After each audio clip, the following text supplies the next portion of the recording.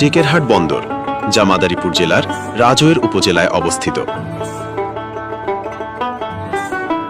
বাংলাদেশের দক্ষিণাঞ্চলের একটি গুরুত্বপূর্ণ বন্দর বাজার, যেখানে একসময় নদী বন্দর আর মহাসড়ক মিলিয়ে গড়ে উঠেছে বাণিজ্যের কেন্দ্র। ঢাকা বরিশাল মহাসড়কের পাশে অবস্থিত এই টেকেরহাট বন্দর দক্ষিণাঞ্চলের বাণিজ্যিক প্রাণকেন্দ্র।